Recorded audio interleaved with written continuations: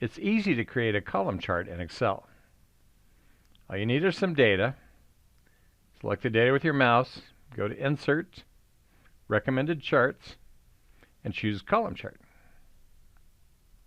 But since these are shown as time series, you could also show it as a line chart. But it doesn't look quite as good, does it? It might be much more interesting to show it as a control chart that compares the results of these three plants.